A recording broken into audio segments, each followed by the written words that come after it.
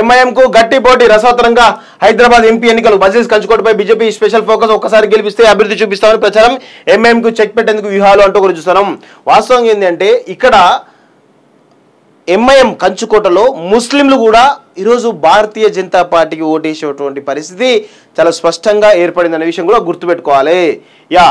ఇక్కడ పాత బస్తీలో తిరుగులేని శక్తిగా ఎదిగిన ఎంఐఎం పార్టీకి చెక్ పెట్టేందుకు బీజేపీ బీఆర్ఎస్ ఎదురు చూస్తున్నాయి. ఇప్పుడు కాకపోతే బీజేపీ బీఆర్ఎస్ ఎదురు చూస్తున్నాయట. ఇప్పుడు కాకపోతే మరెప్పుడు గెలుస్తాం అనేలా రెండు పార్టీలు ప్రచార హోటు కొనసాగుతున్నాయి.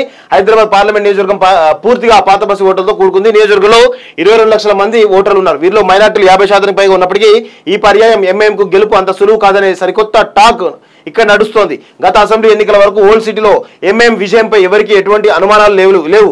అయితే ఇటీవల ముగిసిన అసెంబ్లీ ఎన్నికల ఫలితాలు చూసిన తర్వాత పాత బస్సులో ఎంఐఎం కు చెక్ పెట్టడం కష్టమేమీ కాదనే అభిప్రాయానికి బీజేపీ బీఆర్ఎస్ లు వచ్చినట్టుగా కనబడుతుంది. ముఖ్యంగా బీజేపీ అభ్యర్థి మాధవీలత ఎన్నికల ప్రచారంలో భాగంగా పాత బస్సులో అసదుద్దీన్ ను టార్గెట్ చేస్తూ ప్రచారాన్ని కొనసాగిస్తున్నారు. ఇందుకు తగ్గట్లుగానే ఆమె గెలుపు తీరాకు చేర్చాలని జాతీయ నాయకత్వం కూడా తీవ్రంగా శ్రమిస్తోంది. ఇందులో భాగంగా ఇప్పటికే కేంద్ర హోంశాఖ మంత్రి, పార్టీ జాతీయ నాయకులు అమిత్ షా లాంటి వారు రోడ్ షోలు నిర్వహించారు. ఇదిలా ఉండగా మాధవీలత ఒక అడుగు ముందుకు వేసి కుల మతాలకు అతీతంగా ఓట్లు వేసి గెలిపించంటే అభివృద్ధి అంటే ఏంటో చూపిస్తానని ప్రజలకు మాటిస్తున్నారు. దీంతో మైనార్టీలు కూడా ఈ పర్యాయం బీజేపీ వైపు చూస్తున్నారనే ప్రచారం జరుగుతోంది. ఇదే జరిగితే ఎంఐఎం గెలుపుపై తీవ్రమైనటువంటి ప్రభావం పడేటువంటి అవకాశం ఉంది. నిన్న చూసినాం కదా, గుళ్ళకు పోయి పూజలు చేసి ఆగమాగం చేస్తా ఉన్నాడు చిచ్చా.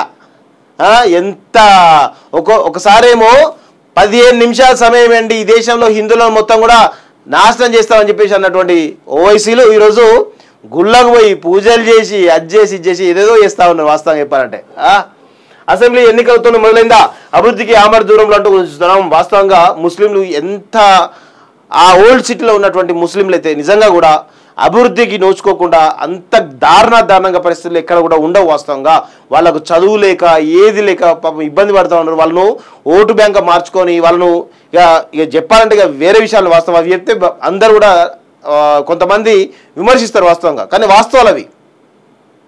అంటే ఈ ప్రపంచంలో ఎక్కడ ఉగ్రవాదాలు జరిగినా దాని మూలాలు ఓల్డ్ సిటీలో ఉంటాయి. ఎందుకు అంటే అది ఏమన్నా టెర్రరిస్టుల కర్మాగారమా ఏమన్నా? అది కదా తెలుసుకోవాలి.